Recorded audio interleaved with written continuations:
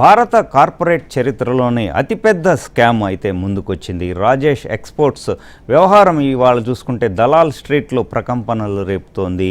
ఇది అసలు వ్యవస్థ ఫెయిల్యూరా, కార్పొరేట్ గవర్నెన్స్ వైఫల్యమా, బోర్డ్ ఆఫ్ డైరెక్టర్స్ నిర్లక్ష్యమా? అసలు కారణం ఏదైనా సగటు ఇన్వెస్టర్ మాత్రం చితికిపోతున్నాడు.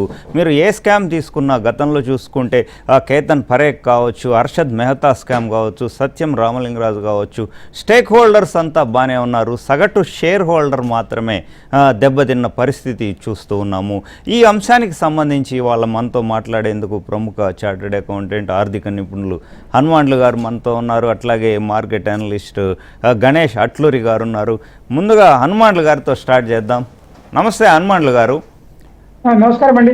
సార్, ఇది ఏంటి అసలు? బిజినెస్ ఫెయిల్యూర్ అనుకోవచ్చా, లేకపోతే వ్యవస్థీకృత మోసం అంటారా, మెగా దగా అంటారా? ఇది విధంగా అంటే మీరు అంటే మెగా దగానే. సత్యంలో చూసాము 2009లో and over reporting of assets, fixed deposits. దీంట్లో ఏంటంటే రాజేష్ ఎక్స్పోర్ట్స్ లో ఓవర్ రిపోర్టింగ్ ఆఫ్ సేల్స్ నుంచి 15 లక్షల కోట్ల రూపాయలు టర్న్ ఓవర్ ఎక్కువ చూపించారు అని అలిగేషన్ అనమాట.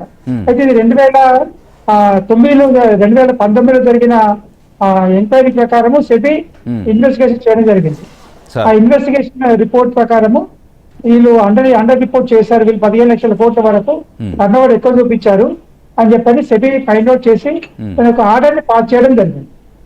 ఈ విధంగా టర్న్ ఓవర్ ఎక్కువ చూపించడం, ప్రాఫిట్ తక్కువ చూపించడం అనేది చేశారు, ఫ్రాడ్ చేశారు అని చెప్పని సెబీ ఒక ఆర్డర్ లో పాస్ చేయడం జరిగింది.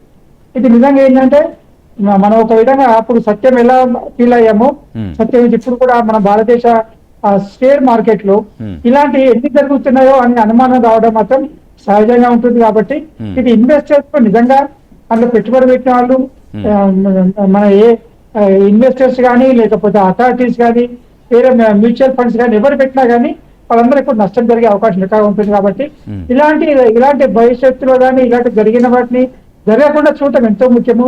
జరిగిన తర్వాత తప్పు జరిగిన తర్వాత పట్టుకోవడము, వాళ్ళని శిక్షించడం కాదు, జరగకుండా అవసరం ఎంతో ఉంది. దీని కొరకు సెబీ అనేది ఖచ్చితమైన కఠినమైన చర్యలు తీసుకోవాల్సిన అవసరం ఉంది. Prevention is better than cure. కాబట్టి ఈ యొక్క ఇన్వెస్టర్స్ యొక్క కాన్ఫిడెన్స్ అనేది చాలా ముఖ్యమైనది. ఆ ఇన్వెస్టర్స్ కాన్ఫిడెన్స్ ని పోకుండా వెళ్ళాల్సిన అవసరం ఉంది. ఇది చాలా serious fraud. Fraud prove to be correct. Allegation 2014 నుంచి 19 వరకు ఎలిగేషన్ ఉంది, అంటే ఆరోపణ. తర్వాత సెబీ ఆర్డర్ పాస్ చేసిందంటే ఎలిగేషన్స్ కొంతవరకు కరెక్ట్ ఉన్నాయి. 15 లక్షల కోట్ల వరకు సేల్స్ ఎక్కడ చూపించారు అని చెప్పని అనుమానాన్ని సెబీ దానికి ఆర్డర్లు చేయడం, పొందుపరచడం జరిగింది. కాబట్టి ఇది నిజంగా చాలా సీరియస్ ఫ్రాడ్, సీరియస్ స్కామ్. దీని వల్ల ఇన్వెస్టర్స్ కాన్ఫిడెన్స్ పోకుండా చేయాల్సిన బాధ్యత సెబీ మీద ఉంది. అదేవిధంగా సెంట్రల్ గవర్నమెంట్ కూడా ఇలాంటి ఫేక్ రిపోర్ట్స్, ఫాల్స్ స్టేట్మెంట్స్ ఇవ్వకుండా చర్యలు తీసుకోవాల్సిన అవసరం ఎంతైనా ఉంటుంది. Right sir. హనుమాన్లు గారు, మీరు చెప్పినట్టు టర్న్ ఓవర్ ఎక్కువ చూపించారు కానీ నికర లాభం అనేది తక్కువ ఉంది, నెట్ ప్రాఫిట్ అంటారు. సో ఆయన వివరణ ఏమిచ్చారంటే, మేము ఏదైతే మైనింగ్ నుంచి మాకు ఒక 100 రూపీస్ గోల్డ్ వస్తే దాన్ని మేము రిఫైన్ చేసి సెంట్రల్ బ్యాంక్స్కి కావచ్చు లేకపోతే ఇతర జ్యువెలర్స్కి 101 రూపీకే ఇస్తాం. అంటే ఓన్లీ 1% ప్రాఫిట్ మార్జిన్ ఉంటుంది. కాబట్టి అందుకే నికర లాభం తగ్గింది. దానికి తోడు మళ్ళా ఖర్చులు ఉంటాయి కాబట్టి ఇతర ఖర్చులు అన్నీ తీసేస్తే చాలా నామినల్ ప్రాఫిట్ ఉంటుంది. అందుకని అలా జరిగి ఉండొచ్చు అన్నట్టుగా ఆయన వివరణ ఇచ్చారు. దీని మీద ఎట్లా అంటారు?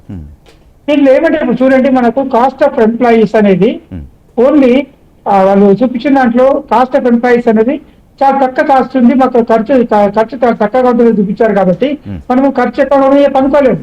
కాబట్టి వీళ్ళకి రెవెన్యూ మెయింటెనెన్స్ కాస్ట్ చాలా తక్కువగా ఉంది అని చెప్పని వీళ్ళు రిపోర్ట్ చేశారు.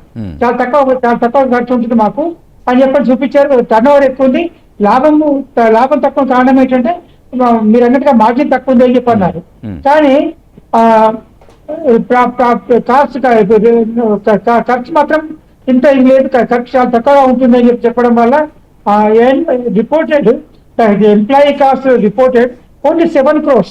ఈవెన్ 31,000 కోట్ల టర్న్ ఓవర్ దగ్గర 7 కోట్లు మాత్రమే మన ఎంప్లాయీ ఖర్చు ఉంది అని చెప్పి ఇవ్వడం జరిగింది. కాబట్టి వీళ్ళకి మార్జిన్ తక్కువగా ఉందని కాదు, ఇక్కడ మిస్ఇంటర్ప్రిటేషన్ జరిగారు. అంటే దీనిలో సేల్స్ అన్ని కూడా మన వీళ్ళ సబ్సిడరీ సేల్స్, అంటే విదేశాల్లో సబ్సిడరీ కంపెనీస్ వీళ్ళ సేల్స్ ని సేల్స్ గా చూపించడం వలన వచ్చిన సేల్స్ ఇది.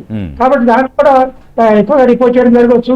అదే మాదిరిగా ఖర్చు తక్కువ, టర్న్ ఓవర్ తక్కువ చూపించడం, టర్న్ ఓవర్ ఎక్కువ చూపించడం, ప్రాఫిట్ తక్కువ చూపించడము, టర్న్ ఓవర్ బేస్ మీద ఎక్కువ చూపించడం మాత్రం ఖచ్చితంగా ఇది రాజేష్ ఎక్స్పోర్ట్స్ చిన్న కంపెనీ కాదు, చాలా పెద్ద కంపెనీ. ఇలాంటి పెద్ద కంపెనీ కూడా ఇలాంటి తప్పులు చేస్తే మాత్రం ఖచ్చితంగా క్షమించాలని నేరం ఇది.